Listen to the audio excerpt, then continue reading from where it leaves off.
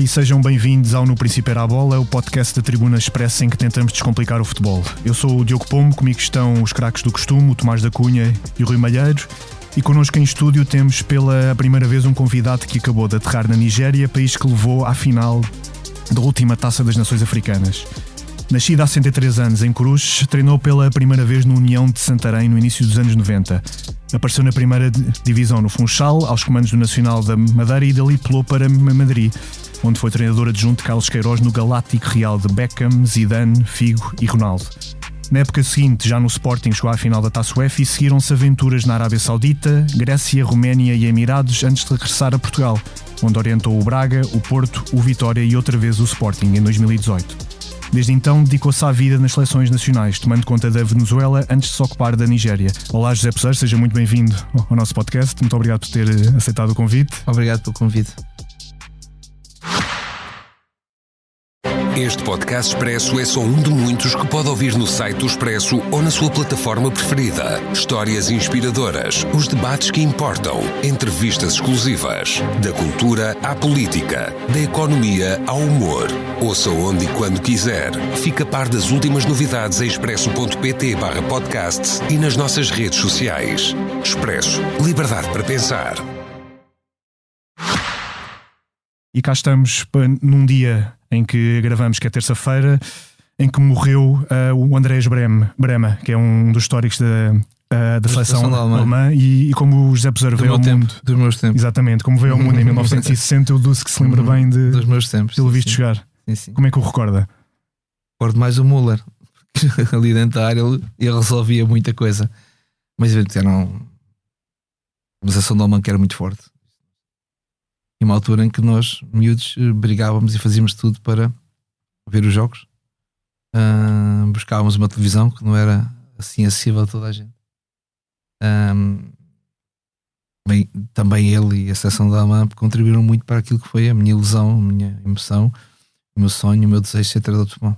Mas era a sua, sei lá, preferida na altura? Não, a Holanda foi a minha seleção preferida, assim. Acho que me marcou muito a ideia que tem de jogo.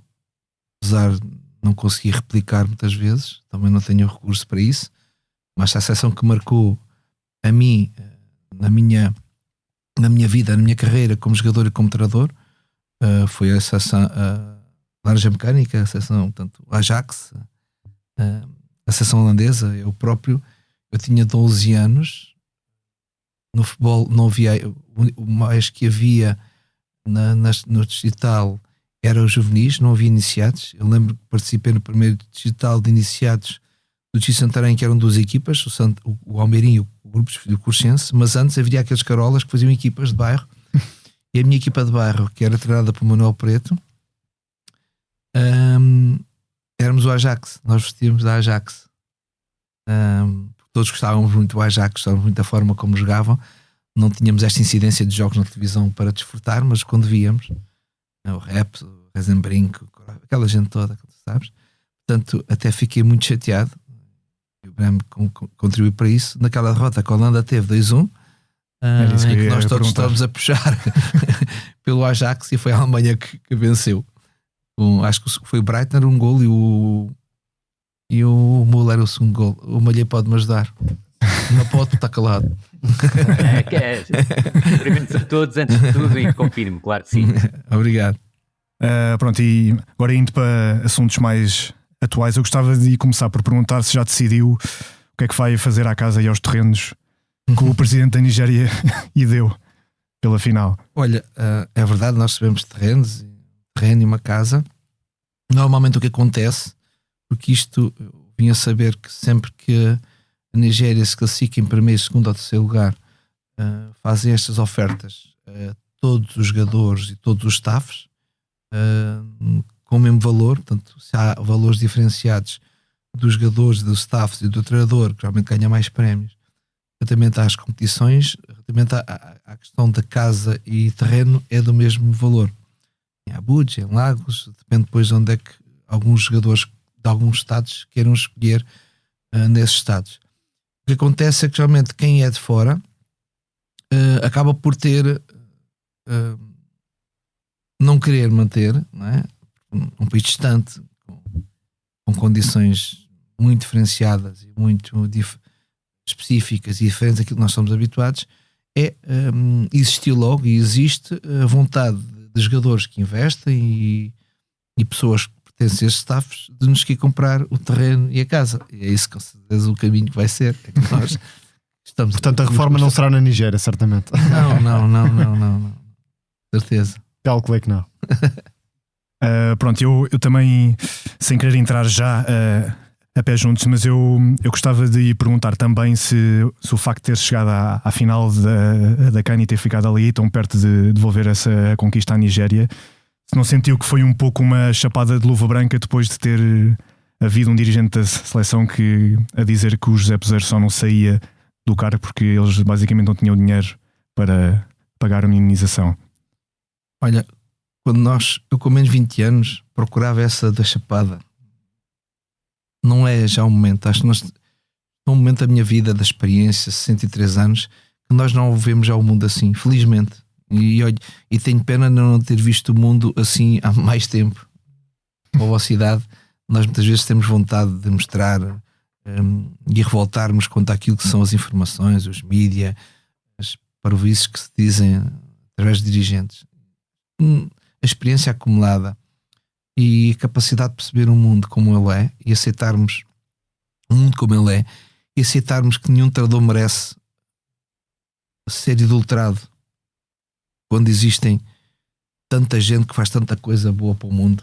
Olha, as vacinas para o cancro, tratamentos para o cancro que existem, e se calhar são pessoas que ninguém vai conhecer o nome. Acho que nenhum treinador merece esse mediatismo, assim como também não merece ser espezinhado e maltratado na opinião pública. Mas há as duas coisas que acontecem. Portanto, eu estou preparado, pena não ter preparado há mais tempo para isso. É que quando ganhamos não somos génios, nem quando perdemos somos uma merda, se podemos dizer merda aqui não. Sim. E isso é o essencial determinante. Há uns anos que eu penso assim. Para já não fui um dirigente, uma pessoa que estava na comitiva. Também é verdade, os dirigentes não tiveram a hombridade e a coragem de desmentir aquilo, e eu vi aquilo que há uns anos eu pensava que aquilo beliscava a minha vida, a minha forma de estar, como o homem belisca, como é evidente. Essa pessoa, inclusive no final do AF, quando quis falar comigo, eu aceitei falar com ele. Se calhar noutros tempos eu nunca mais olhava para ele, não olhava para ele, e tive a sensibilidade, a capacidade de falar com ele. Disse: tu não tens noção do que é que podes fazer uma pessoa tendo uma intervenção destas, até porque não é preciso estar com os ordenados em dia para mandar alguém embora. Ele pediu desculpa, mas pronto, okay. Acho que não. Agora também é verdade que vocês, os mídia, captam algumas informações que vêm de lá, realmente as piores, porque é que dão notícia. Houve muitas boas também vieram, mas se vocês tivessem que ouvir e opinar e informar sobre todas as informações e as notícias que aparecem na Nigéria, não sei o que aconteceria, quer dizer, uma coisa horrível. Sim. O Diogo sabe, porque acompanhou mentiras a toda a hora, fake news a toda a hora, que felizmente não me destabilizaram, e felizmente eu mantive o meu equilíbrio, a minha capacidade, e muitas vezes com vontade de abandonar o projeto, não só por isso, mas para as condições que nós não tínhamos, condições económicas, financeiras, logísticas. Se contasse o filme todo, nem fica bem contar, e não vou fazê-lo. Só uma única vez eu tive não sei se a coragem, se a parvoíce de explicar as coisas menos boas que se passaram, foi com o Sport, e arrependi-me naquela altura. Não tem sentido, falo com as pessoas, as dificuldades foram muitas, e felizmente tive do nosso lado, e há algum momento em que aqui rescindir, é verdade, por 2 ou 3 vezes apresentei cartas de interpelação, mas tive os capitães pedirem-me para não abdicar do projeto, porque eu próprio tinha também nos envolvido em algum momento, porque eles também não recebem, porque eles não têm bónus, porque eles não têm diárias, porque sei lá, eles já não têm iScout, já não têm GPS, sei lá. tantas coisas, Sim. que somos nós que aportamos para a seleção. E estamos a falar de uma seleção da Nigéria, não estamos a falar Uma das seleção maiores da qualquer. África, sim. Portanto, e eu estou só a aflorar as coisas mais. Sei lá, nós não fazemos o jogo particular em casa para fazer pontos para ranking. A gente tem que ir jogar contra seleções que pagam para nós jogarmos, como foi no México, Equador, Portugal, Argélia. Não é? Por isso é que não assumamos vitórias como os outros que fazem jogos em casa contra equipas mais pequenas para somar pontos para o ranking. Porquê? Porque não vale a pena explicar porquê. É mesmo assim. Porque também não há condições para isso. E assim como eu chateei os meus jogadores, quando eu cheguei à seleção, havia ali uma certa relutância em os jogadores fazerem jogos particulares. Nos Estados Unidos, eu lembro que só tiveram 5 dos habituais jogadores que jogavam na seleção e jogam na seleção. Alguns já nem jogam. E eu fiz primeira viagem que fiz, ou as primeiras viagens que fiz, visitar os jogadores mais importantes da seleção e os outros também, porque contei com eles, e dizer-lhes que o meu objetivo quando assinei pela Nigéria era com o objetivo de ganhar o AFCON, de estar na final do AFCON, que era um projeto esportivo e não económico ou financeiro, porque foi talvez dos piores contratos que eu fiz fora do meu país, e convenci-os que o tempo de trabalho na seleção é tão pouco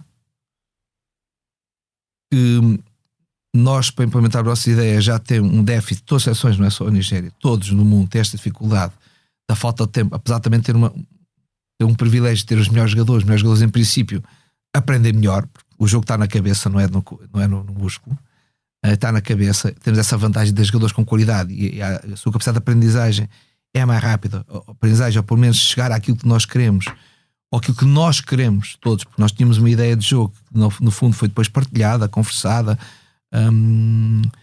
foi discutida com os jogadores para escolher o melhor para eles, onde eles se sentiriam melhor. E eu andei a convencê-los que para isso era preciso ver jogos particulares, jogos de preparação. Não era suficiente vir para os jogos oficiais, porque ainda por cima ele resumia-se a 3-4 dias, não é? E alguns jogos foram perturbados o nosso rendimento por isso mesmo. Não temos muito tempo de trabalho. Eu sou um treinador de processo, não sou um trabalho resultadista. Claro que no último AFCON quis ser um pouco mais resultadista, mas porque situações inerentes à especificidade do torneio e aquilo que eu estava a sentir que a minha equipa necessitava naquela altura. E sendo depois do primeiro jogo? Não, já tínhamos parado antes. Certo. Mas há uma mudança. Sim, há uma mudança. Já tínhamos parado antes. Para o jogo do Costa Benfica já tínhamos parado. E a verdade é que esses jogadores, quando perceberam ou quando sentiram ou que alguém os avisou que eu estava na iminência de querer partir do projeto, ligaram-me e disseram: já agora que nos convenceste a estar no projeto desta forma, acho que neste momento tu tens de perceber que seria muito mau abandonares neste momento. Portanto, pelo menos até ao final do AFCON deverás estar connosco, porque nós queremos ganhar o AFCON e acreditamos que seja essa contigo que nós vamos ganhar o AFCON. Foi a vez deles de convencer. E é evidente que ninguém pode ficar insensível a uma forma de estar e um pedido destes, e acho que é o resultado. Não ganhámos, mas como digo, Estou para expectativas. as finais são para vencer, mas eu prefiro jogar finais e perder do que não a jogar. Nesta Nem chegar lá, realidade. sim. Isso mesmo. é que é crucial. Porque Completamente. podem falar muito e falam muitas vezes de si como a pessoa que perde as grandes finais, mas para para perder as grandes finais é preciso lá estar. E a verdade é que tem estado. É verdade, em 6. Ganhámos uma, mas estivemos em 6. Isso mesmo. Grandes finais, já tive em outras, geralmente aquelas dos Sem torneios dúvida. pequeninos, geralmente ganhamos. Sem dúvida alguma.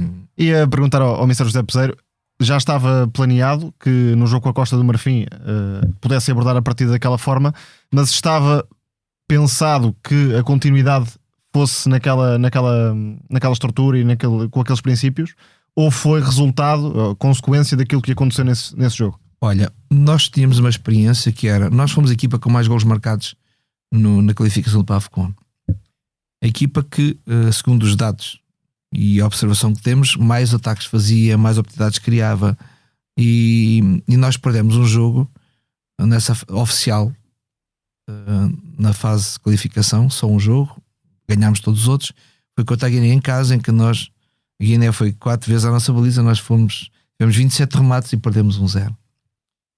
E muitas vezes, quando não tivemos Osimhen, por exemplo, os jogos de qualificação não tivemos, mais dificuldade tínhamos em finalizar, apesar de termos jogadores de qualidade e muita projeção nos clubes. Mas há uma realidade, é que o que eles fazem nos clubes muitas vezes não é aquilo que fazem na seleção.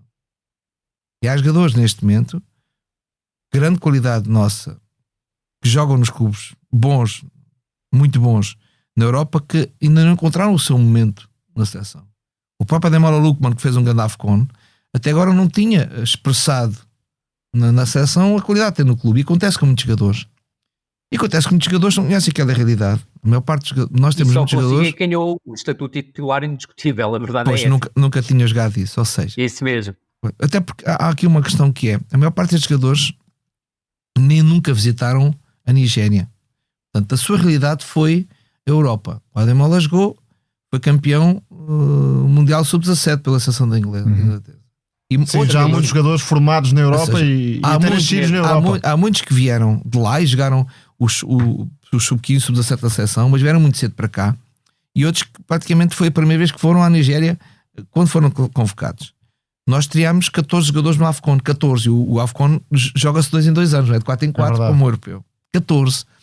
Portanto, e muitos jogadores, e a realidade do futebol africano, o lado emocional do jogo é uma coisa tremenda. Só quem está naquela competição, quem está a conviver com o dia a dia, com a pressão política, social, económica, social muito é porque aqueles países e aqueles povos têm dificuldades, vivem dificuldades, e o único momento de felicidade que eles possam ter, bem, se calhar em Portugal também os simpatizantes Benfica, Sport e Porto, alguns, se calhar o único momento de felicidade que têm numa vida difícil, em que os valores não acrescentam um pouco. No fundo, o valor económico, o trabalho, o dinheiro é que acrescenta às pessoas. Estamos a esquecer que o valor moral, a amizade, o amor, portanto, as questões de valores são mais importantes e seguram-nos mais na nossa vida e nas nossas inconsistências, nas nossas dúvidas, nas nossas dificuldades, do que o dinheiro e a questão mercantilista da vida, que no fundo somos conduzidos para isso.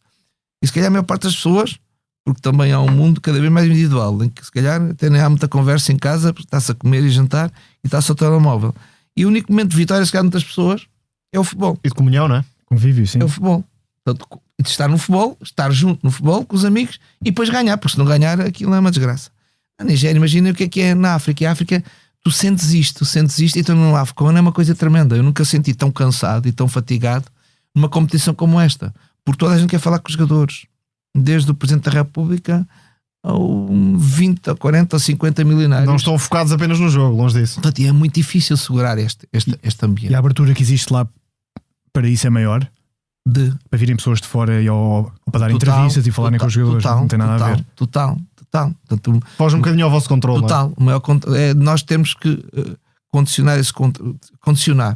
É impossível, porque toda a gente está envolvida naquilo. Nós não vemos o mundo assim.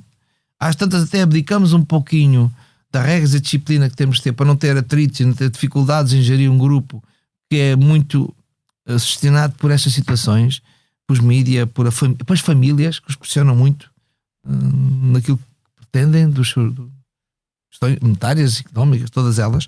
Portanto, e nós, quando preparámos este AFCON, iremos aqui para mais exponencial, jogámos em 4-4-2 sempre, um jogo que eu gosto, comandar, pressionar alto, ter bola. No fundo é uma matriz que me persegue há anos, desde o Ajax, por exemplo, não é? Porque os upgrades que tinha que dar, eventualmente também é verdade. É a sua imagem de marca, claro. Pois foi um momento também, um treinador que muito ofensivo e alguns problemas no momento de transição defensiva, o posicionamento final, que é algo que me tem preocupado muito nos últimos 20, 30 anos, é como é que nós posicionamos no momento da perda da bola para depois ganharmos. E a verdade é que esta equipa conseguia fazer isto e conseguiu fazer isso muitas vezes. Só que a verdade é que há aqui uma questão que nós criámos mais oportunidades de golo a jogar noutro modelo. Só que o problema é que a consistência, e nós falamos com os jogadores, e neste momento, na minha altura, quando eu jogava, o treinador dizia, nós fazíamos e parou. Neste momento não é assim. Nós falamos com os jogadores e o desconforto que eles sentiam, muitas vezes nós criámos imensas oportunidades, mas depois apareceu um avançado de cara com os defesas centrais. Alguns buracos que nós não conseguimos solucionar. E a mudança foi para dar esse conforto. Nós quisemos conforto mais mental. Mais mental. Do jogo da Guiné, não é, José? Nós quando começámos a preparação a Abu Dhabi, tínhamos duas estruturas. Portanto, o mais importante é a forma de jogar. Mas colocámos duas estruturas de uma forma para ajudar porque depois ainda com o Lesotho. O Lesotho passou 4 vezes ou 5 o meu meio campo e empatou igual. É verdade que o meu guarda-redes, a bola vai para fora e ele faz canto. Mas é verdade que eles fizeram um golo. Em Zimbábue é outra história, porque fizemos uma viagem das 11 da noite às 3 da tarde do outro dia de avião e de autocarro, em que os jogadores nem dormiram, quer dizer, nem o avião que nem business tinha. Mas pronto, são histórias que ficam para qualquer dia escrever uma coisa qualquer. É bom, mas quando escreveu o seu livro de memória. E o que acontece? A verdade é que isto, depois de avaliar, nós preparámos duas formas de 4-3-3, abdicámos 4-4-2, até porque não tínhamos um segundo avançado para ligar com o nível de forma que nós acharíamos que naquele momento era importante. E ainda por cima o Kelletti podia fazer isso, mas esteve inclusivamente em Leicester até ao dia 13, que era o dia da entrada da nossa ação na Costa de Marfim, mas nunca confiámos, estava há 2 meses sem fazer um jogo e nunca tivemos essa confiança de o colocar a jogar uma competição muito estressante, muito intensa. E a verdade é que nós jogámos em 4-3-3 contra a Guiné Equatorial, mas estava previsto jogar em 3-4-3. É verdade que depois escolhemos, mas preparámos e começámos a preparar a equipa com estas duas estruturas, mais 3-4-3 porque não o tínhamos feito nunca.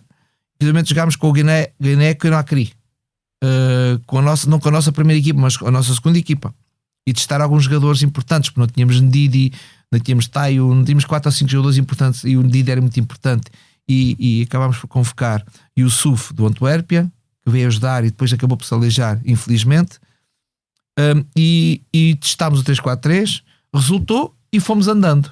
Ficámos um pouco reféns desta forma de estar. Eu acho que este 3-4-3 é muito defensivo, dá mais consistência, ainda por cima com os centrais. Podemos dizer que, se nós compararmos pelo menos o mediatismo dos nossos jogadores de trás com o da frente, há uma grande diferença. Certo, sim. Há uma grande diferença. Nós não temos eu gosto muito dos meus jogadores, não é a mesma qualidade, e tivemos que acrescentar. O Ekong foi o melhor jogador do torneio, mas jogámos em 3-4-3. Claro, deu-lhe um conforto diferente. Evidentemente, é o de conforto. E era o único líder, ou seja, não tinha uma equipa de muitos jovens.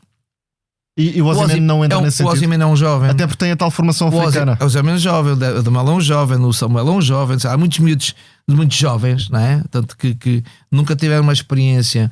O Albi não tinha sido titular no outro AFCON. O Bassei é um jovem. O Bright é um jovem.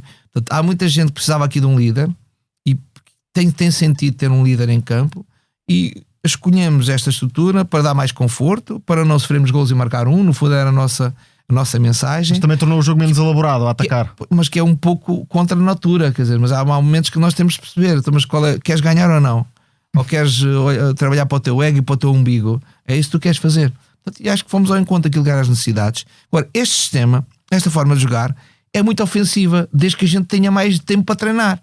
É que treinar uma estrutura 3-4-3 e a articulação de jogo interior, jogo exterior, jogo profundo, jogo de apoio. Nós tínhamos 3 avançados, mas alguns momentos os nossos atrás não estavam bem colocados na última linha para dar a largura total, os nossos médios ficavam um pouco atrás, a nossa linha defensiva não abria. Portanto, treinar o 3-4-3 no momento defensivo, ou seja, treinar sem bola é tudo mais fácil. É só chegar ali, movimenta, fecha. Eles têm também o repertório, têm aquilo que o nível aquisitivo de anos de jogar. É que nós pensamos sempre, estão a 0, não estão a 0 nada. Claro. Os jogadores todos têm uma história, mas que em termos ofensivos foi uma novidade. E até porque nós jogámos sempre em 4-4-2, um 4-2-3-1 com avançados ali por trás, e mudámos. Em termos ofensivos perdemos alguma coisa, mas beneficiámos do Ademola, que teve realmente muito bem. O Osimhen não foi ao melhor nível dele, mas em termos defensivos condiciona muito, é um jogador soberbo que jogou para a equipa. E afinal do Osimhen não conseguiu ser tão imponente. Mas jogou para a equipa. A verdade é que ele teve quase todos os golos. A verdade é que nós mesmo quando jogávamos com equipas que tinham algum poder, alguma missão ofensiva, acabámos por colocarmos a bola, ele com 2 ou 3 criou sempre problemas, e muitas vezes nós chegámos E depois ficámos um pouco reféns desta forma de estar. Tivemos sempre, preparámos sempre a equipa, não em treino porque era impossível, mas em vídeos, em meetings. Um dia deste vamos jogar, temos que mudar para 4-3-3, que as coisas não vão correr bem, a 4-4-2. Infelizmente, na final, a verdade é que eu acho que mentalmente a nossa equipa estava muito menos preparada do que o adversário. Por cima já tinham jogado nos grupos. Não, mas acho que o adversário ter estado por 3 vezes para ser eliminado, as expectativas baixaram e a pressão aliviou. E de repente chega à final em casa. Evidente. Ou seja, gente toda. eu acho que aquela gente que os criticou, eventualmente houve carros incendiados e agressões depois do 4-0 contra a Guiné Equatorial. A verdade é que eles baixaram tanto. Depois que o Senegal foi um milagre terem passado, porque o Senegal estava a ganhar 1-0, teu o penalti quarto não marca, que era vermelho direto, era 2-0, ganham no penaltis. No Mali, que era uma grande seleção, das melhores seleções para mim da competição, eles estão a perder 1-0 com 10, fazem um igual aos 91 e o 2-1 aos 94. O que acontece? Acho que todo o país baixou as expectativas e eles ficaram confortáveis. Mas eu pensei, quando fizemos 1-0, e foi o nosso pior jogo, eles podiam sentir, mas não, quem sentiu fomos nós. Ou seja, a minha equipa não teve. Defensivamente cometeu erros, nos 2 golos cometeu erros, que era uma coisa que não tínhamos feito até ali. E ofensivamente era não, muito difícil criar contra a Nigéria. Evidentemente, muito difícil. Eles não criavam, defendiam extremos perigosos, a Costa do Marfim. E muito não. Eu acho que a Costa do Marfim, desde o início, e vamos ser, não digo isto agora, que Costa do Marfim, Senegal e Marrocos, para mim, são os grandes favoritos para a competição. E quem vê a equipa da Costa do Marfim e não conhece, não sabe o potencial que está ali. O Rui acho que conhece. É que é impressionante o potencial que eles têm de jogadores. Neste momento, ter capacidade de seleções para jogarem ataque organizado, para jogarem ofensivo, para jogar com mobilidade, para jogar com jogadores 1 contra 1. O Adingra fez uma excelente final. Jogam curto, jogam longo, jogam por dentro, metem gente na área. Talvez a linha defensiva, muitas vezes exposta, não é a qualidade que não tenham. O Diamond e os outros podem ter sofrido. Que hoje sabem, em relação à Costa do Marfim, no lançamento, e nós até falamos aqui no podcast sobre isso, é que faltava, sim, selecionador. Sim, mas olha, que não querem entrar por aí. Não, porque eu acho que esta Costa do Marfim tinha o problema que eu, por exemplo, tive no Sporting. Estive no Sporting. É uma equipa muito ofensiva, mas quando passámos a primeira fase, pressão eram autoestradas por todo lado. Por isso o Guiné fez 4 golos e nós fizemos 1 e podíamos ter feito mais 2 ou 3. Essa foi, percebes? Era uma equipa muito ofensiva, porque tem características de jogadores para isso, mas depois é difícil segurar uma equipa com esta ofensividade para depois ter um bom procedimento final. É preciso muito treino e é preciso, eu já não digo se é o melhor treinador, é tempo para ele treinar aquilo. Sim. É verdade, percebes? Eu não tenho certeza se ele não teve capacidade ou não teve tempo e condições, porque o pior momento, quando tens uma equipa muito ofensiva e com a criatividade e a qualidade que eles tinham, é como é que depois mete na cabeça a responsabilidade de onde é que está a cobertura. Onde é que está o jogador na área? E isto tem que estar na cabeça dos jogadores quando eles têm a bola. E eles têm que contar. Estão 3 na área, nós temos fechado fora da área. Estão 4 na área, nós temos fechado fora da área. A linha defensiva onde é que está? Que é a linha de finalização, a linha de cobertura e cobertura preventiva. E a cobertura preventiva, muitas vezes o central, em vez de estar do lado da bola, o primeiro central do lado contrário e tudo encomenda.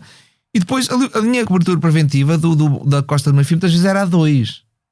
Certo, e nós privilegiámos sempre a 3, que era a linha de 3. E isto num campeonato em África em que há muito potencial, há muita velocidade, há muito contra-ataque, há jogadores com espaço, são diabólicos, podes agarrar depois só com uma corda, que é difícil depois parar isto. E a Costa do Marfim tinha este problema, era muitas vezes os laterais expostos, os extremos por dentro, o avançado, e aquilo tudo era vamos para a frente. Eu acho que o que criou aqui diferença, na minha opinião, foi a minha equipa, a nossa equipa, eu, mais responsável, sentimos mais o jogo, muita bola perdida, os meus centrais a jogar atrás, a perder bolas sistematicamente. E depois de 1-0 tiveram dificuldades em jogar com alguma calma e chegar ao meio campo contrário. Os nossos dois médios, os médios com dificuldade em o primeiro passo entrar, muitas vezes sentarem pressionados, ou seja, não foi a pressão do adversário, foi a pressão de um estádio. Foi um medo cênico. Isso mesmo, a pressão de querer ganhar, a pressão de jogar o segundo jogo e ganhámos uma vez, podemos ganhar o segundo, e isso é que nos matou, isso é que nos perturbou. não foi a qualidade dos jogadores que nós temos, não foi a organização que nós temos, não foi a capacidade que nós temos, foi naquele momento, e sabes que um jogador nunca pode estar nem assim, nem totalmente tranquilo. E acho que nós estávamos um pouco assim.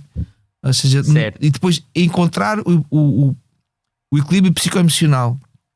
Cada jogador é difícil, ainda por cima quando há novidade na competição. Quando joga a primeira final. Eu já tinha jogado 5, eu jogava na primeira. Não, eu senti isto. E como é que isto se prepara, quis, não é? Eu quis que eles desfrutassem do jogo. Mais do que colocar questões de motivação. Essa mensagem não passa, não é? Pois, quer dizer, porque há uma coisa, há a voz. Nós, até o vídeo emocional, nós reduzimos ali um pouco da emoção. Fizemos sempre vídeos emocionais sobre a família, sobre a várias famílias que nós temos, a família nossa, a família fora. Reduzimos ali um pouco a carga. Tentámos falar com eles, desfrutem do jogo. Isso mesmo. Eu senti que isto era para acontecer, mas a verdade é que não resultou. E a segunda parte foi má a defender. Mal defender porque errámos, não devíamos ter errado. Foi má a atacar. Nós sabíamos que eles tinham aqueles 15 minutos soberbos, tal como na primeira parte, e na segunda levamos o gol 61. Eu tenho a certeza que se não levamos ao 61, nós mesmo pendurados na nossa capacidade de jogar, porque não estávamos com o nosso nível de jogo, poderíamos ter ganho aquela competição, porque com certeza vinha mais stress e mais pressão. E depois fazem um segundo gol, também num erro iniciado por nós, em que temos 3 ou 4 na área e o Haller vai ali e toca na bola. Também, com certeza, Deus lhe deu alguma coisa, no fundo, deu-lhe aquele problema, permitiu-lhe aquele problema e devolveu-lhe. E isso nós não podemos estar contra. Gostaria de ter ganho. Acho que fizemos uma campanha brilhante, mas fundamentalmente, e depois de ver e avaliar o que foi o jogo, nós quebrámos no nosso equipe emocional. Portanto, acho que muito poucos jogadores, só 1 ou 2 jogadores, jogaram ao seu nível. Mas o que é que teria feito de diferente hoje para acautelar esse lado mental? Como é que isso se treina ou prepara? Porque é o mais difícil, no fundo, jogador. Olha, já estamos a jogar 3 em 3 dias, em 4 em 4 dias. É quase impossível. Não, era pedir à FIFA para repetir a final, passar de 7 dias mãos, com as mesmas pessoas. Eu acho que nós tínhamos outra resposta. Quer dizer, no fundo, eu acho que já tinha uma experiência. Claro, eu próprio disse que se nós jogámos uma final, porque foi a mesma questão, ao intervalo, disse: mas queremos ganhar ou não? Queremos jogar o nosso jogo ou não? Porquê é que estamos com medo? Alguém vai morrer se nós por cima estava na frente do marcador, não é? É à frente do marcador, está bem, mas estás no balneário e sentes, não é? Estás a perder, mas sentes. Olá, a minha equipa deste estado, não é? Certo. Porque a verdade é que nós temos várias. É a questão do ainda por cima é uma seleção alguma, não é? que nós tínhamos a certeza, quando passámos a primeira fase, temos que guardar a bola, não podemos perder a bola sistematicamente, porque aí perturba-os, obriga-os a vir. Não partes o jogo, e a partir do jogo dá para os jogadores que potencialmente 1 contra 1 são mais fortes, e eles eram. José Peseiro, depois de ir à final, de se perder e de nos contar aqui já várias coisas sobre as peripécias lá a trabalhar na seleção da Nigéria, quer ficar? Vai ficar? Já decidiu?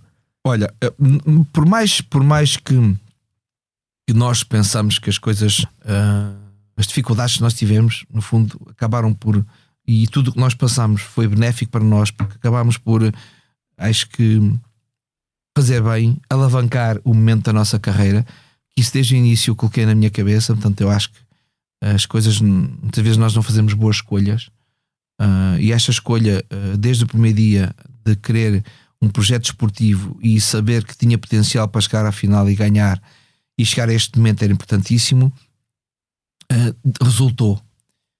Mas eu próprio fiquei muito chateado de não ter ganho, e senti que a Nigéria não ficou tão chateada como eu por não ganhar. Incrível como uma final para mim era mais importante que para os meus jogadores e para o povo nigeriano. Nós fomos recebidos pelo presidente, fomos recebidos por governadores, nós tivemos uma loucura como se tivessem vencido o troféu. Como tivessem vencido. Porque também é verdade que é muito difícil estar numa final do AFCON, mas os 8 classificados, chegou uma altura em que eram 8 seleções, que nenhuma delas repetiu os 8 dos quartos na última competição. Não há 2 ou 3 candidatos. Ou seja, 5 ou 6. depois disto tudo, assim, afinal, o único que ficou mesmo muito chateado foste tu, porque todos os outros, os jogadores, o envolvimento, no final do jogo estávamos todos tristes. Mas depois, aquilo como nos consideraram, como nos gratificaram, não é só o terreno e a casa, mas tudo o resto. Ser recebido Presidente da República pela primeira vez na minha vida aconteceu. evidentemente que dizem, afinal, olha, foi muito bom. E eu, mesmo com muitas dificuldades, não posso deixar de agradecer fundamentalmente aos meus jogadores e depois a todos os staffs e depois também mesmo àquelas pessoas que não sei se fizeram tudo, estava ao seu alcance, mas que até nem tinham hipótese de dar mais. As condições não foram mínimas, não estou a dizer normais, mínimas. Acontece com outras seleções, mas por exemplo, a Nigéria é a única seleção que não tinha GPS nesta competição e não tem GPS. Dos coletes, aqueles que os jogadores não vestem. tem GPS, numa competição de 1 mês e meio é essencial. Mas, e nós arranjámos várias propostas, bastava nós publicitarmos Interessados não faltariam. e não foi possível. Até porque a Nigéria durante muitos anos teve, por exemplo, por causa dos equipamentos feitos pela Nike, que eram um dos mais vendidos pela marca, portanto eles têm esse potencial. Esgotaram na Nigéria, por exemplo. Eu queria trazer camisolas para os meus amigos e esgotaram. Mas pronto, se calhar algumas não são os oficiais. Então, ou seja, e não conseguimos isto. Mas eu não sei até que ponto as dificuldades são tão grandes e que os dirigentes, ainda posso pensar, acho que vejo o mundo muito mais arco-íris do que pensava de antes, que não estou aqui a procurar responsáveis porque é que foi. Se calhar é uma difícil. Há tantas dificuldades no país e tantas dificuldades em o dinheiro chegar na hora certa e no momento certo e no tempo certo que eu posso dizer, olha, obrigado por tudo o que fizemos, o que puderam suportar, o que tiveram a apoiar. Eu sou um treinador muito complicado e chato, sou muito disciplinador, sou um bocado rigoroso, sou de atritos, quando as coisas não estão como eu quero é uma confusão. À minha volta, se calhar à minha volta é muito difícil, as pessoas, eu exijo delas o melhor. É verdade, tive pequenas pessoas que me ajudaram, quiseram ajudar, mas muitos em que eu tive que andar a pé juntos, como entraste há bocado, porque o nível de organização, o nível de logística, de estruturação é muito longe daquilo que eu estava habituado. Exigi muito, também partilhei muito, também dei muito, até questões financeiras eu partilhei muito com as pessoas que trabalham connosco, para me suportarem, para me ouvirem e pelo menos pensarem, olha, vamos dar um passo em frente, vamos organizar melhor. A minha equipa técnica é fabulosa, o Acácio, o Michael, o Vitor Hugo, que é o meu filho, e o Nuno Capaz esteve connosco a fazer várias coisas, desde controle da comida, controle do descanso, do gelo, da suplementação, sei lá, de tudo. Nós, mas acho que não é só nós que fazemos isto, ou seja, tínhamos os staffs, mas nós tínhamos de estar a controlar tudo, porque realmente o nível de exigência nosso é muito maior e nós preocupamos com coisas que eles pensam que não são preocupantes. Não há estrutura, no fundo. Não há estrutura, porque nós, quando temos uma equipa de jogadores que jogam ao mais alto nível, evidentemente, eles não terem esta exigência e não sentirem que a equipa técnica exige e briga e todos os dias está ali presente, evidentemente que em termos de consciência podem-se abandonar. Então, mas se eles não dão, porque é que eu vou dar tudo? O ser humano é complicado. Nós somos complicados. Nós somos preguiçosos. Nós somos... E eles são habituados ao melhor, não é? Eles estão habituados ao melhor. E sentirem que não estão... Será que eles tinham a disponibilidade para dar tudo? Claro que sim. Mas eles próprios não tinham essa exigência? Não, essa exigência era uma exigência interna. Tem exigência externa, que é a pressão das famílias, dos agentes, dos dirigentes, de social, política, tem todos amigos, mas há uma exigência depois interna, que é, a verdade é que se eles não sentirem que há rigor no horário, rigor no treino, rigor na organização do treino, rigor nos meetings, rigor nos meetings individuais, não há esse rigor, então facilitam. Até que ponto? Claro que facilitam. Claro e há que jogadores com mais propensos a isso, e não estou a dizer que são responsáveis. O mundo é assim, nós somos assim. E se eles sentirem que estão todos envolvidos, o espírito de uma equipa é isso. É todos sentirem, estamos todos a fazer. O lateral direito faz o melhor, o Osimhen faz o melhor. Ninguém mais podia correr menos que o Osimhen, então corria tanto, não é? Portanto, se os treinadores dão um exemplo cotidiano em que não é o trabalho só da nossa área, mas todas as áreas, ajudávamos todos os staffs de várias áreas a complementar, a ver coisas diferentes, não é? Nós chegámos a fazermos próprios uma lista de suplementação. Eu falava aos jogadores para trazer suplementos dos clubes, porque isto não está estruturado. Sim, isto não está impressionante a falta de estrutura. Isto não está estruturado. Claro que sim. Porque, não, mas suplementos é doping.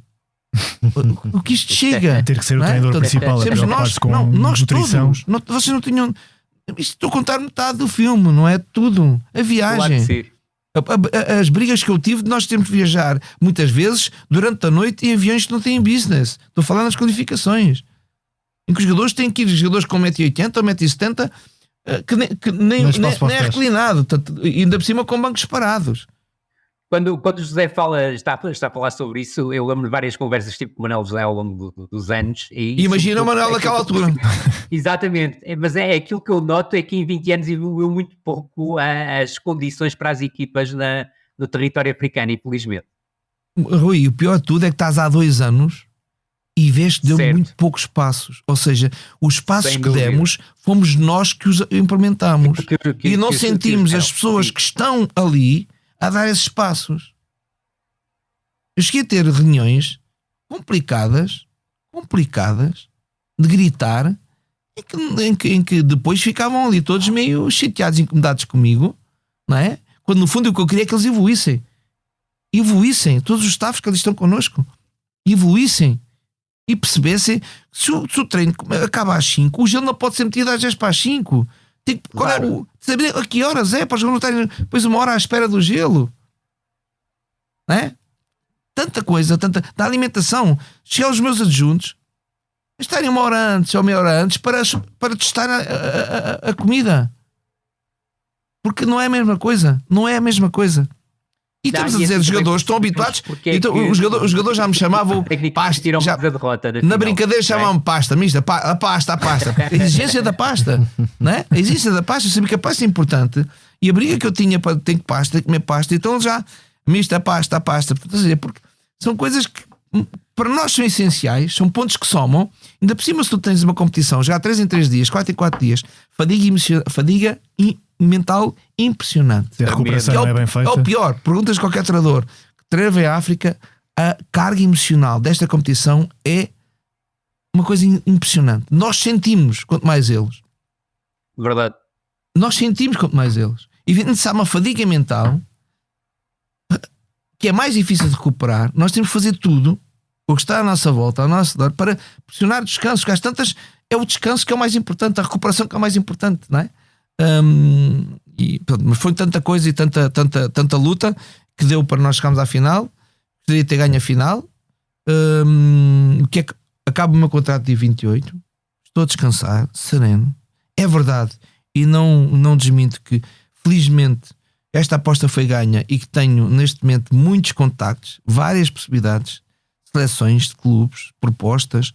Se calhar algumas podem não ser até reais, mas são muitas. Depois está este mercado de empresários muito agressivo também, em que as coisas correram bem e eu senti que eu e a minha equipa técnica demos um passo em frente. E neste momento eu não estou preocupado com o meu futuro, mas tenho que escolher bem. Acho que escolhi bem, e em muitos momentos não escolhi bem, e agora tenho que escolher melhor ainda, porque tenho objetivos na carreira, não é? Tenho objetivos na carreira e neste momento é descansar, ouvir as possibilidades e escolher bem, mas tenho contrato ainda até dia 29. Tem 29 dias, não é? 29 de fevereiro tem contrato com a Nigéria. E nesse sentido, e pegando nas palavras do próprio José Peseiro, como um treinador de processo, como é que se lida com tantos obstáculos? Idealmente, certamente o mundo do clube melhor, dá-lhe mais condições, mais tranquilidade para se focar no essencial, não é? Evidente. Há coisas que nós, por exemplo, eu gostaria de treinar a Inglaterra, não sei se vou ao tempo, queria treinar o Brasil, eu acho que estou ao tempo, mas é um objetivo que tive muitos anos, até porque se eu me revejo num campeonato em que o futebol se gosta, em que se gosta, mesmo quando se joga mal e se perde, as pessoas gostam, e eu vi muitos jogos, gosto de ver muito futebol em Inglaterra, e ainda ambiciono treinar em Inglaterra. Pode não ser na primeira, pode ser na Championship, é um bom objetivo que eu já esteve muito próximo de acontecer. Gostava de treinar no Brasil porque gosto muito do Brasil, mas também gostava de estar no Mundial, por exemplo. Certo. No fundo, estar no Mundial com uma idade destas, tenho 63 anos, posso treinar mais 5 ou 6 ou 7 ou 8, seria um ponto. E ainda vai a tempo de 2030, José. Ainda vai a tempo. Foi um ponto importante da minha carreira. Já joguei um AFCON, gostaria de repetir. Já joguei uma Copa América com uma equipa que a Venezuela, em que nós com o problema do Covid, só tínhamos 3 dos titulares e jogámos com 16 jogadores locais, mas as coisas correram muito bem. A Copa da Ásia, sei lá, essas coisas aconteceram, mas pelo menos há 3 coisas que eu gostaria e que neste momento que podem-me alimentar aquilo que próximo meu futuro. Brasil, Inglaterra e Inglaterra, Brasil e Mundial. Mas tem muitas saudades de trabalhar no dia-a-dia de um clube? Sim, tenho, porque quem acredita no treino terá uma seção que sabe a pouco, não é? Sim. Sabe a pouco. Claro, Evidentemente que uma seção, nós passamos o tempo a trabalhar, é trabalho tático, não há mais nada, não é? Até os aquecimentos, praticamente nós utilizamos para colocar algumas dinâmicas, alguns princípios daquilo que é as nossas dinâmicas, na forma de estar no jogo, mas sabe muito pouco. Eu acho que não há possibilidade nenhuma, a não ser numa Espanha quando jogou com o Barcelona com o Real Madrid às costas, ou uma Alemanha em que todos jogavam na Alemanha. Isso mesmo. É muito difícil tu teres uma seleção a jogar um grande futebol.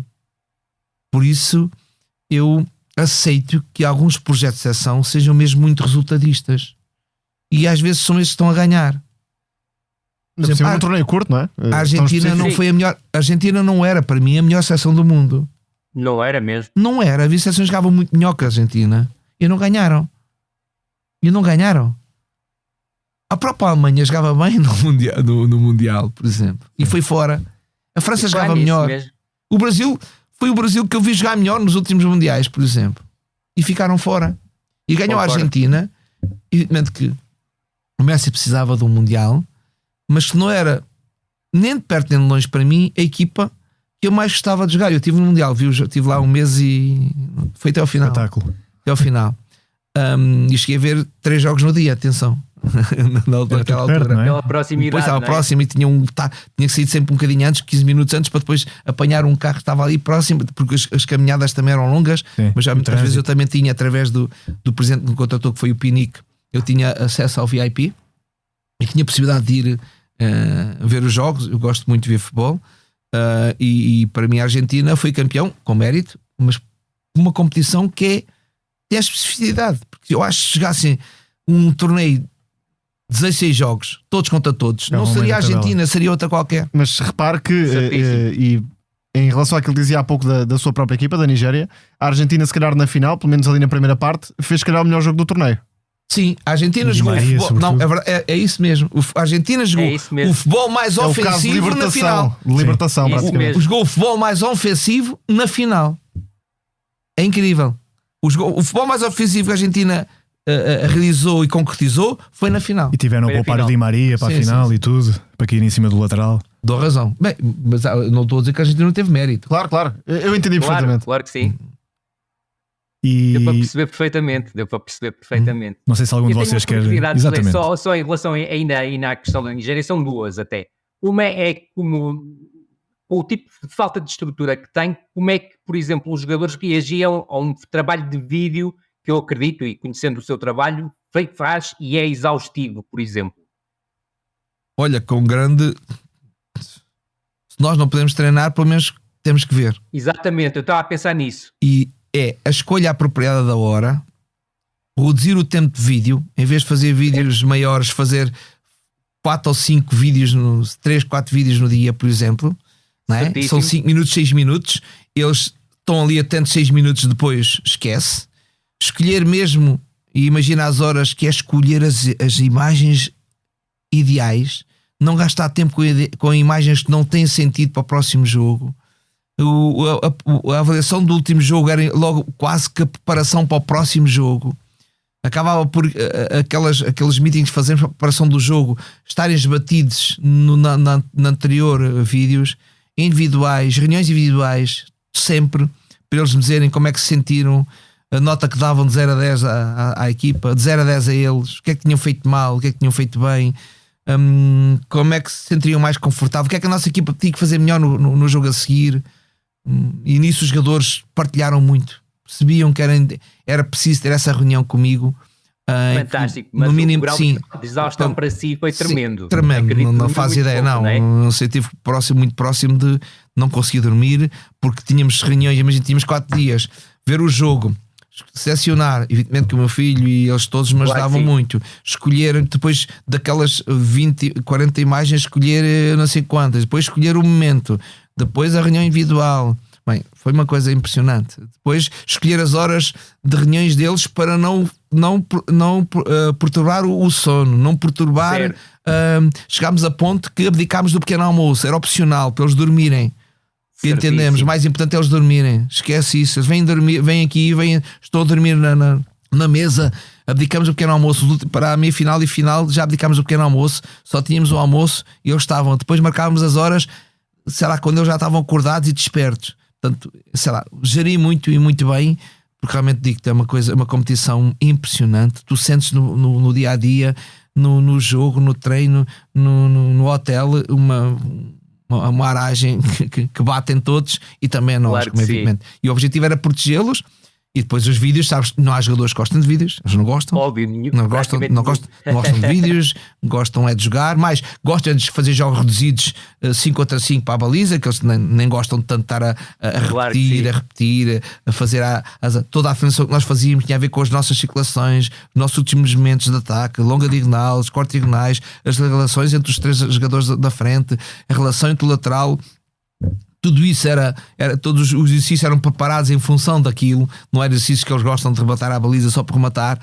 Tudo isso exigiu um grande compromisso nosso, para a inteligência, que é preciso escolher o melhor, e felizmente eles aceitaram, porque há aqui uma coisa que esta competição também que é boa, que é tu estás a ganhar e eles têm que estar envolvidos, porque nesta competição quando tu perdes estás fora. Portanto, não é como numa liga em que tu perdes e aquela semana vai ser triste. Não, porque a triste já foste embora. Quando perdeste, claro, foste embora. Não é? Portanto, e como nós só perdemos na final, eu acho que a vitória alimenta o acreditar. Eu acho que nós fomos muito profissionais. Estes jogadores elogiaram muito isso, porque sabiam o que iam dentro do campo fazer. Sabiam, nós sabemos o que temos de fazer. Cada um sabe o que tem que fazer. Isso eles elogiaram muito quando faziam. Nós, a verdade é que nunca nós passámos por isto. Sabemos nos esquemas táticos, na organização, onde é que eu tenho de estar no procedimento final, tem que estar fechado, tem que estar aberto, tem que controlar o jogador, aquele jogador, porque é um jogador importante no contra-ataque, a comunicação que fazíamos e tudo isto. Eu acho que foi, eles sentiram isto e então, olha, comiam os vídeos e suportávamos. Agora reduzimos muito o tempo. Fantástico. Reduzimos muito, não fazíamos mais vídeos daqueles minutos todos em que depois temos que estar a dar 2 berros para percebes, aumentar a nossa voz durante o meeting, para os acordar, para os despertar, para os sensibilizar, para os focar. Porque no fundo, quando nós sentíamos que estavam no limite, adeus. Exatamente. Fazemos outra a seguir. Mas isso passa muito pela sua gestão e pela gestão da equipa técnica. Depois também é verdade que nas reuniões repetíamos em desenho. Então estava aqui, onde é que tens de estar? Se vês aqui a bola nesta situação, diz-me lá, é ali. A tua primeira relação é por dentro. Não, a primeira relação é no ponta de lança para estar a ficar sozinho quanto a guarda-redes, ou não? Isso mesmo. Para a minha situação, quando recebes a bola, nesta posição, é ver, pode lançar sozinho, há espaço. O espaço está entre linha defensiva e guarda-redes. Está, então vamos utilizá-lo. Não, está entre linhas, vamos utilizá-lo. O primeiro espaço a utilizar é nas costas da linha defensiva. Senão, vale a pena ter a bola quando nós temos espaço nas costas e não utilizamos. Então vamos utilizá-lo. Não, eles baixaram. Onde é que está o espaço? Entre linhas. Outro espaço, na diagonal, longa. Geralmente na longa, na curta qualquer equipa vai fechar. Portanto, isto é o exemplo. Estes exemplos de que colocávamos a questão. Então, onde é que vai? Então, se está tudo fechado, então é melhor jogar para trás. Pois, para trás. É o que tu fazes na equipa. No fundo, às vezes obrigá-los a pensar, mas que fazem nos clubes. Mas pronto, no fundo, o desenho e aqueles 10 minutos serviam para nós atualizarmos. Não, olha, mas no próximo jogo, se calhar, não é assim, porque eles vão fechar de espaço, vão deixar ir por fora. Exatamente. Portanto, olha, por dentro vão fechar. Esta equipa fecha muito jogo interior. Portanto, tens que ir mesmo por fora no movimento para depois vir dentro. Portanto, eram estas nuances, estas sugestões, porque qualquer equipa, as equipas tinham formas diferentes de encarar o jogo e até rendimento do nosso processo defensivo. Por exemplo, a verdade é que nós, para jogar contra a Costa do Marfim, o nosso lateral tinha que chegar perto para a zona de cruzamento, que eles cruzavam muito. Na final não foi tanto assim. Na final deixámos muito cruzamento sair na nossa área. Apesar de nós, na área, os 3 jogadores centrais eram fortes no jogo aéreo. Está muitíssimo bem protegido. Vou lançar ao Mister este desafio. há pouco dizia que é um treinador muito diferente, obviamente, em comparação com há 20 anos. Acha que depois do tiki-taka, que teve um período áureo, como sabemos, depois de terem aparecido muitos herdeiros, descendentes do pensamento de Guardiola, se não tivesse 63, tivesse 43 anos e começasse a aparecer agora, acha que a visão das pessoas, dos adeptos, em relação ao seu futebol seria diferente, para melhor? Olha, mas eu não me quis disso. Não, pelo contrário. Não é que, não Eu é percebo sinceramente, perfeitamente. não é que eu encontro com muita gente e dizem nunca o Sporting jogou tão bem. Não é verdade também. E é uma ideia que vai perdurando. Mas não é tão verdade, porque o Jesus teve uma equipa que jogou muito bem. O Jesus teve uma equipa muito boa no Sporting, já há muito bom futebol. Na primeira época, sim. Muito bom futebol. E o Ruben joga muito bem. Portanto, não Principalmente é... nesta época. Nesta época. Sim, quando foi campeão, jogava mais. Quando foi campeão, jogava menos que o ano passado. E foi campeão. É verdade. Eu próprio referi isso. São ironias do futebol. Eu posso referir isso. Mesmo. Portanto, o futebol, eu acho que neste momento o futebol é marcado. Há uma novidade no futebol que quando dizem que o futebol está inventado, é tudo mentira. Está inventado, mas o upgrade é as transições neste momento. Algo que não se treinava. Nós treinamos muito o jogo estático. Variação defensiva, variação ofensiva. Tu ficas aqui, tu ficas e há ali. aqui uma margem muito grande de evolução, que é as transições, que é que neste momento determina o jogo. A transição ofensiva e a defensiva. Isto termina neste momento. As grandes equipas são equipas de grande transição. E é o que define. E o que determina é quando perdes a bola, imediatamente conseguires ganhá-la, ou então agrupar, e quando a ganhas, rapidamente usar porque o espaço, as equipas neste momento, quando são organizativamente baixas, é muito difícil batê-las. Muito difícil batê-las. Se treina muito bem, há jogadores mais inteligentes, jogadores que protegem muito mais o seu corpo, há treinadores com uma capacidade tremenda de evitar espaços, de evitar tempo. No fundo, o jogo é uma luta de espaço, tempo e número. É o ter mais número, mais tempo e mais espaço que o adversário. E a análise de jogo também evoluiu muito. Evidente. E a verdade é que uma equipa que defenda muito bem é muito difícil. É os momentos de transição que acabam por fazer o primeiro gol que acontece às equipas. Não é um momento de organização. Evidentemente, depois, se tens jogadores bem na área, depois há o espaço aéreo que pode ser utilizado, ou o espaço em linha defensiva e guarda-redes.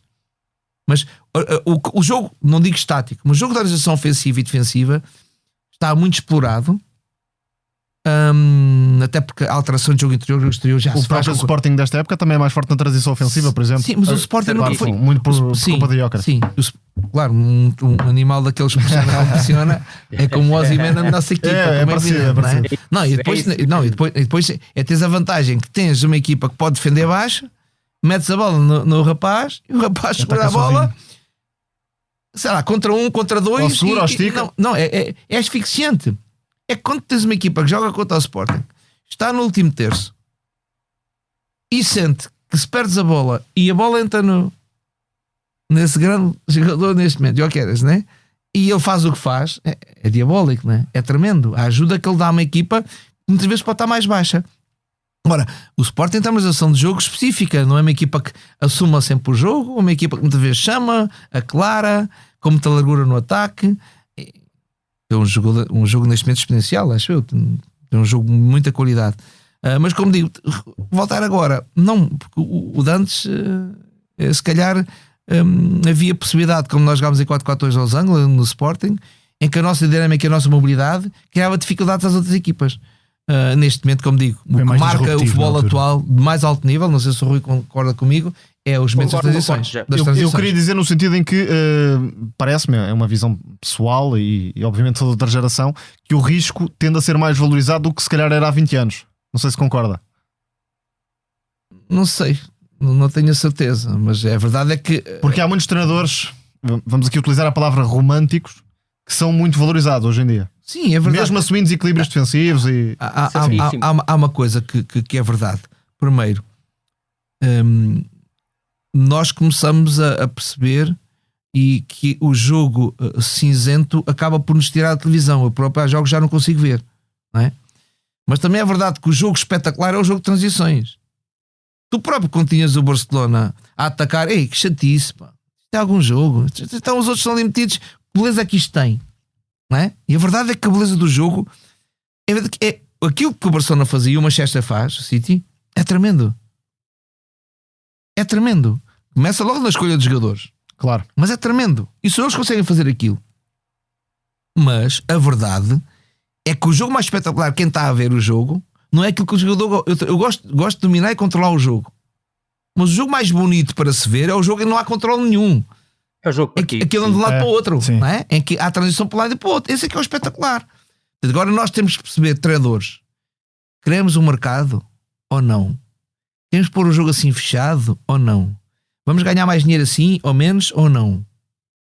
Será que a gente vai abdicar pessoas a ver o jogo porque o jogo fica assim desta forma? Por isso é importante as equipas, não é como em Portugal, terem mais dinheiro para fazer mais equipas. Eu tiro o chapéu, eu não sei, posso contar 10 equipas em Portugal neste momento. O que é que as equipas não fazem para poder disputar resultados com as grandes equipas? Porque realmente os plantéis não têm, peço desculpa, não têm a qualidade para aquilo que eles estão a fazer. Para aquilo que estão a fazer. Como é que são equipas que conseguem fazer pontos com grandes trabalhos dos treinadores, com orçamentos ridículos, vencimentos ridículos, não é? Revidamente baixos, e que acabam por tirar pontos a algumas equipas melhores. E nós não podemos concordar que uma liga destas seja um passeio das equipas grandes num campeonato desta, uma liga destas. E ó, Deus queira que rapidamente essas equipas tenham aporte de dinheiro para poder fazer melhores projetos. E dou os parabéns aos dirigentes, aos treinadores e aos jogadores pelo trabalho imenso que fazem. Que nós às vezes vamos para um jogo para ver equilíbrio e sabemos equilíbrio realmente para a organização, sei lá, a motivação, o trabalho que aquela gente faz, jogar contra Golias. É que a gente está aqui o David contra Golias sistematicamente. Eu, com muita pena minha, acho que já passámos a hora.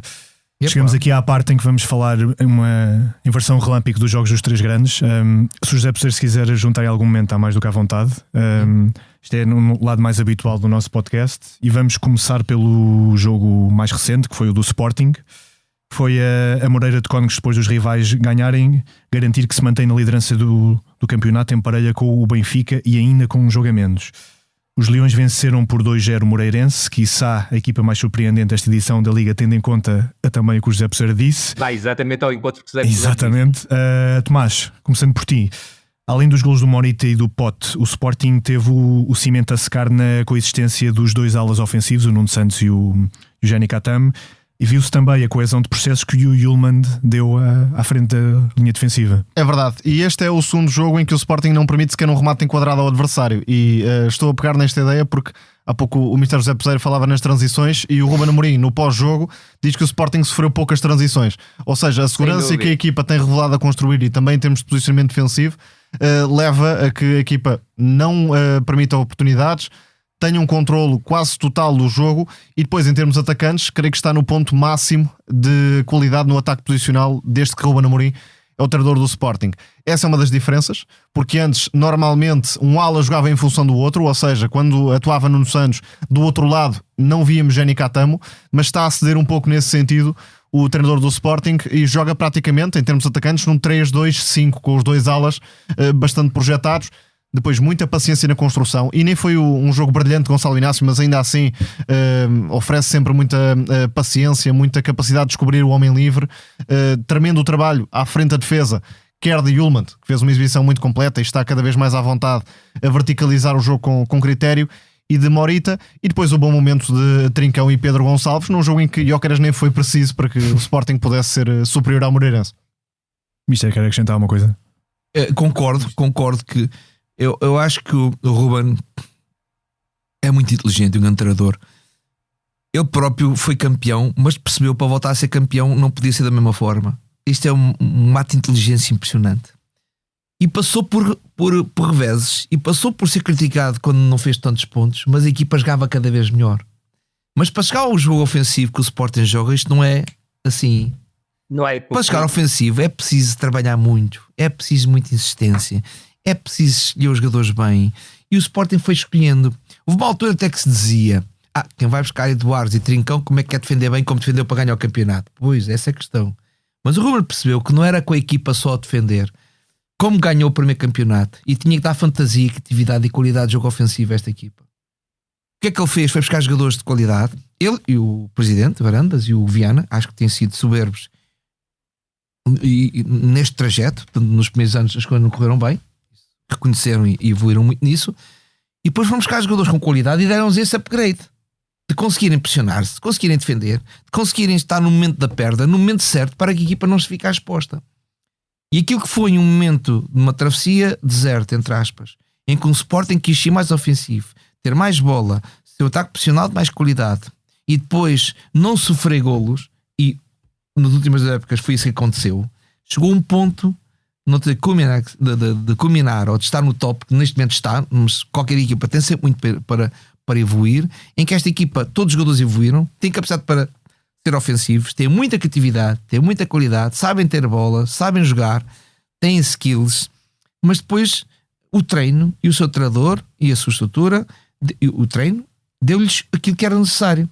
É uma boa transição defensiva, um bom procedimento final, uma boa capacidade da equipa estar equilibrada no momento da perda, uma boa capacidade de gerir muito bem o ataque e alternar entre jogo profundo, Variabilidade. jogo mais lateral, jogo mais interior. Esta alternância de jogo é que pode desmobilizar o adversário. Quando tu só tocas a bola e não dás momentos verticais, não dás diagonais, não dás gente a perturbar a linha defensiva para depois abrir espaços entre jogadores ou entre linhas. E com o Jenny Katam na direita também há a opção do Inácio fazer a tal diagonal longa para abrir o isto campo. Faz, jogas longas diagonais, jogas na largura, jogas na profundidade, e quando há esta plasticidade, a alternância de uma equipa conseguir jogar a este nível, é muito bom. É que tem jogadores a puxar a linha defensiva. E depois o central tem que ir, e depois abre espaço, e depois o lateral tem que ir, e depois o lateral tem que abrir, depois abre espaço entre os jogadores. E tudo isto, essa flexibilidade, essa naturalidade, essa plasticidade de gerir, isto não é fácil. Isto não se faz em 1 ano ou 2, isto faz com critério, com processo, com maturidade e com os jogadores cada vez mais a fazerem, a repetirem e a perceberem. E depois é isso, é como é que há uma alternância do 11 e aquilo parece que está tudo bem, quer dizer, até o miúdo de Moçambique agora joga ali, naquela posição que nunca ninguém ouviu, a jogar naquela posição e faz bem. Aliás, até se me permitem, faz melhor, o que acaba por ser determinante, porque é um jogador com uma capacidade de desequilíbrio estonteante, e isso ele marca claramente a diferença em relação ao Gaio, juntando depois, claro, o aspecto de ser canhoto, o que ajuda muito nas diagonais interiores. Mas indo ao encontro deste vosso introito, para a minha primeira parte do Sporting, onde em Moreira de Cónegos é soberbo, acho que são 45 minutos, principalmente os primeiros 35 minutos são de altíssima qualidade, e o Sporting mostrou que é a melhor equipa em Portugal nos vários momentos do jogo nesta altura, mas principalmente em ataque posicional, e esse aspecto parece-me preponderante. Mas depois vou ao encontro, quero aquilo que o Tomás disse e que o José Pedreiro está a defender desde o início do nosso programa, é que o Sporting marca o primeiro golo na sequência de um lance de bola parada e o segundo na sequência de uma transição.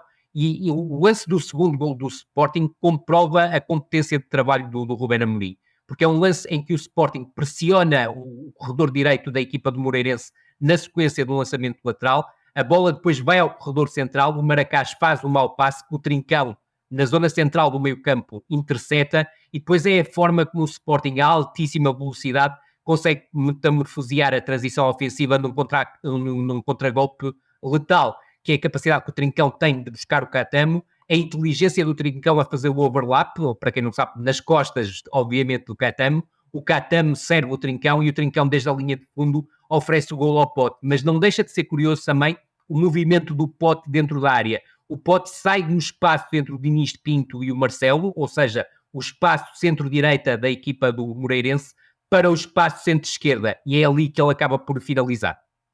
Mas, Rui, há uma coisa que eu não vi o jogo, mas há os momentos de invite parecem que o Sporting faz. O Sporting chama o adversário para alguns momentos. Isso mesmo. Ilude-os, chama a bola para ali, e em função dos registros do adversário que tem, ou do espaço que tem, para ganhar, pressionar e ir para a transição. E isso é algo mesmo. Bem preparado, não é uma coisa que pressionamos ali porquê? Pressionamos ali porque é assim mesmo ali, não é? É um engodo. Lá está. Seguimos para a Luz, onde o Benfica teve muita pressa e pouca piedade e um frágil Vizela que foi destroçado por 5 gols antes do intervalo e muita gente nova a magoá-los nas costas da linha defensiva. Com 11 de cara lavada, a equipa de Roger Schmidt começou com David Neres, Tiago Oveia e Tankstead ao lado de Rafa e desmantelou as boas e talvez um pouco descuidadas face ao contexto, como falávamos há pouco, intenções de Ruben Labarrera, o treinador do Vizela. Rui, o que achaste deste jogo? Dizer que a vitória do Benfica é absolutamente indiscutível, mas voltamos ao encontro daquilo que o José Peseiro há pouco dizia e que eu acho que é muito importante. O treinador do Vizela, o Ruben Labarrera, tem ideias muito interessantes para o jogo. Nós, quer eu, quer o Tomás, já aqui o distinguimos em relação ao seu antecessor, o Pablo Villar, que era claramente mais resultadista, mas a verdade é que tu não podes querer construir desde trás 100 jogadores para o fazerem e fazerem de forma efetiva. E a verdade é que o Benfica aproveitou disso ao máximo. Um aspecto que me parece muito interessante desta vitória de superioridade absolutamente indiscutível do Benfica é que o Benfica marca 5 golos, mas não marca nenhum dos 5 golos em ataque posicional.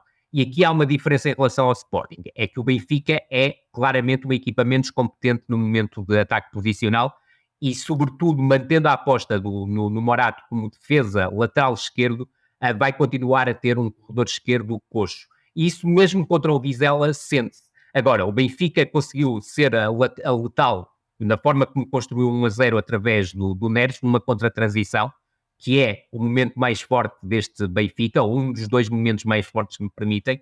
O segundo gol faz na sequência de uma bola parada lateral e depois o 3, o 4, o 5-0, aí no momento em que é claramente ainda mais letal do que na contra-transição, que é jogar em campo aberto. E sobretudo com o Rafa, porque o Rafa, quando está inspirado, é absolutamente impossível de parar e a equipa do Vizela nunca conseguiu um antídoto para parar o Rafa. Agora, há um aspecto que também me parece importante, e depois o jogo, na segunda parte, tem um desenvolvimento completamente diferente, mas não deixa de ser o Benfica a fazer, se quiser, do 6º gol, também numa situação de campo aberto. Aquilo que me parece é que o Benfica ganha qualidade com a presença do Neres. Volto a frisar um aspecto que aqui já tinha tocado e o Tomás também, que é a questão de que o Di Maria e o Neres não são inconciliáveis e são conciliáveis também com o Rafa no mesmo 11. Agora, passa muito pela capacidade do Roger Schmidt ou não de entender isso e de querer colocar isso em prática, porque há um aspecto que também me parece que será importante analisar no Benfica durante o próximo mês e sobretudo a próxima semana, em que terá o jogo diante do Sporting fora e diante do Futebol Clube do Porto fora. É que eu acho que a Roger Schmidt não vai abdicar de Oshens como ala esquerdo, ou seja, vai regressar àquela função para a equipa ser mais pressionante, ou se quisermos ser mais reativa à perda e ser mais contra-pressionante. À direita só haverá espaço ou para Di Maria ou para Neres. No centro, obviamente, atuará a Rafa. Fica a dúvida em quem será a referência ofensiva. Eu creio que vai mudar de jogo para jogo consoante o perfil do adversário, e estou a falar concretamente dos jogos diante do Sporting e do Futebol Clube do Porto, e depois obviamente haverá uma dupla de médio centro em que estará o João Neves e depois haverá a dúvida se jogará Coxo, se jogará Florentino, e aqui entra mais um nome na equação que é João Mário. Creio que diante de Sporting e de Futebol Clube do Porto, pelo menos de início, não fará sentido o João Mário jogar como médio centro.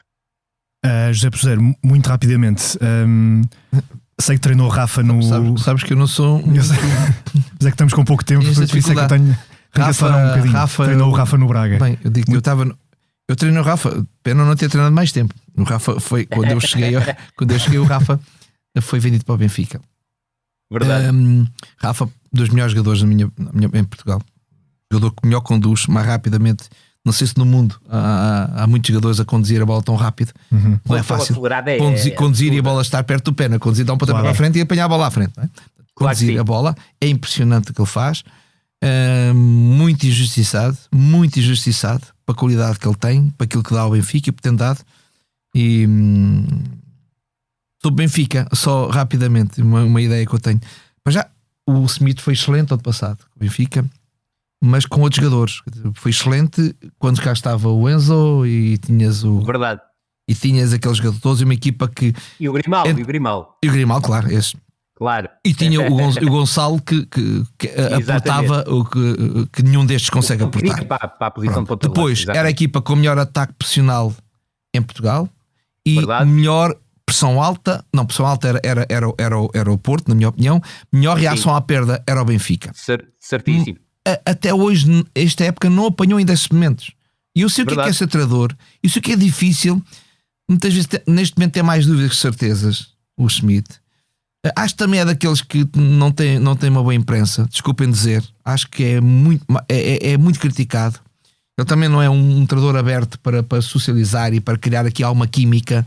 Mas a verdade é que são jogadores novos, tem um plantel muito bom. O Rui Costa e o Benfica deram um grande papel ao Schmidt, mas não é fácil. As pessoas não pensam que é fácil, mas há uma equipa. E o nível de adaptação que o Benfica teve, não no final do campeonato, mas no início do campeonato, e no final a teimosia dele é que levou que a equipa ganhasse o campeonato. A teimosia dele não ir atrás das sugestões e dos comentários de toda a gente podia indicar o que ele tinha que fazer. O Benfica é uma equipa em construção, é outra equipa, é outro processo. É uma equipa neste momento, não tem o mesmo ataque profissional, não tem a mesma reação à perda, não é isso, anda à procura do seu caminho e da sua certeza. E isso, para quem é treinador, eu acho que ele tem que ter tempo. Evidentemente ele vai perceber. Evidentemente que o alemão não tem a adaptabilidade ou a excepcionalidade ou a sensibilidade como nós temos, mas temos que aceitar que é um treinador que fez um centro de trabalho, está no seu caminho, mesmo com o Benfica não jogar bem, está na luta, só na Taça da Liga ficou fora, portanto não jogou a final, está na luta por tudo e o Benfica não está fora de nada, tem um grande plantel. Agora, é evidente gerir e escolher, e o Rui já deu ali 4 ou 5 ou 6, imagina na cabeça do treinador, ele deu 4 ou 5, imagina o treinador como é que está a cabeça dele, não é? Mas é assim, e depois tem que jogar contra o Sport e contra o Porto e joga o João Mário dentro, joga fora o Orsens. O Orsens ele lembra-se, mas nós pressionávamos bem era com o Orsens, não é? Mas depois será que o Neres pode fazer? O Di Maria? E será que a linha defensiva está parada para isso? Bem, há tanta coisa, tanta questão. E depois lateral esquerdo, não há Grimaldo. Esqueçam, qualquer um que lá joga não é Grimaldo. E Grimaldo aportava a equipa, o Benfica, é uma coisa impressionante que mais nenhum jogador pode fazê-lo e está a fazê-lo na Alemanha. Portanto, isso o Benfica está no processo, que eu acho que é uma equipa, enquanto o Sporting pode estar no topo da sua, tem sempre margem, o Benfica ainda pode lá chegar, agora com paciência, e o Benfica, estar no Benfica não é assim um ato em que haja muita paciência, quer dos mídia, quer dos seus sócios e dos simpatizantes. E vamos ao Dragão, onde depois de um empate e de uma derrota, os golos de Galeno e João Mário devolveram o Porto às vitórias antes da recepção ao Arsenal para a Liga dos Campeões. Com uma certa penumbra a pairar sobre o ambiente no reino do Dragão, a equipa ganhou por 2-0 e estreou Otávio ao lado de Pep no eixo da defesa. Tomás, apelando aqui também à tua capacidade de síntese, já estamos com pouco tempo aqui no estúdio. Sim. Há dois pontos-chave sobre esse jogo, a meu ver. Estreia de Otávio, um jogador que revelou a tal impulsividade na forma como tenta antecipar e por isso saiu muitas vezes em falso, incluindo no lance da lesão de Zaidu. E obviamente, penso que em geral aproveitamos para desejar as melhoras a Zaidu, que é uma figura muito particular e creio que muito simpática do futebol português. E faz já falei diretamente com o António Silva e ao João Neves. Também, claro. Exatamente. Não, já falei com o Zaidu também e com a estrutura médica do Porto. É grave, infelizmente. Zaidu, uma palavra para o Zaidu recuperar bem, mais rapidamente é recuperar bem. Sim, esperemos que possa fazê-lo. Nesse lance viu-se a tal impulsividade de Otávio, que é um central que tenta muito antecipar, confia muito no físico e terá de ser mais moderado, terá de perceber melhor os timings, e esse trabalho tem de ser feito, claro, por a Sérgio Conceição. Melhorou um pouco na segunda parte.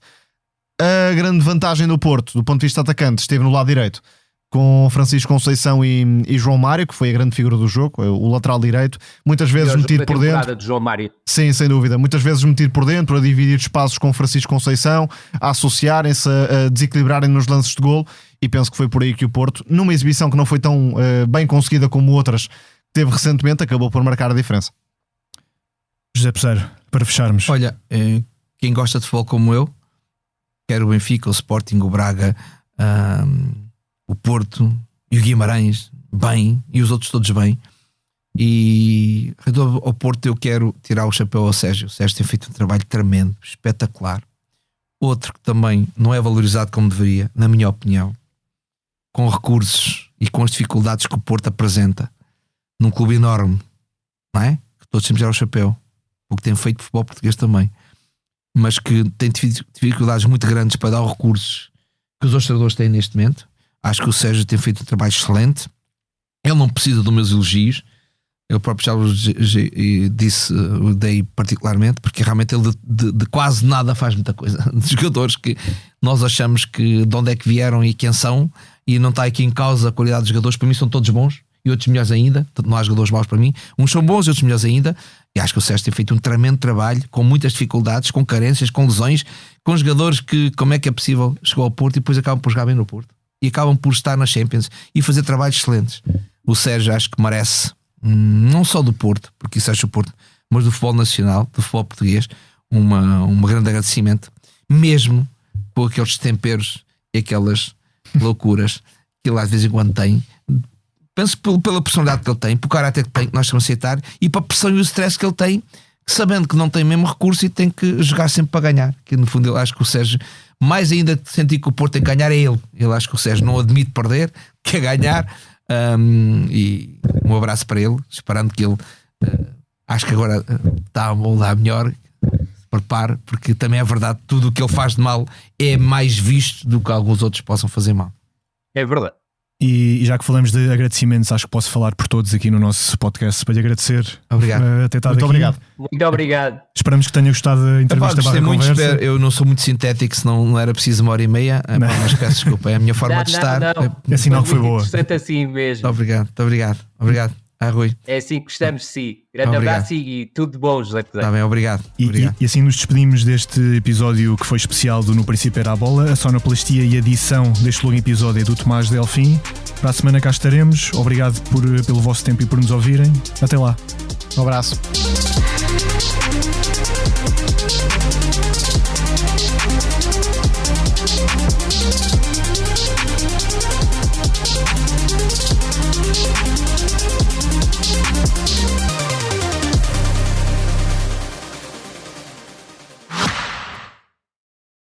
Este podcast Expresso é só um de muitos que pode ouvir no site do Expresso ou na sua plataforma preferida. Histórias inspiradoras, os debates que importam, entrevistas exclusivas. Da cultura à política, da economia ao humor.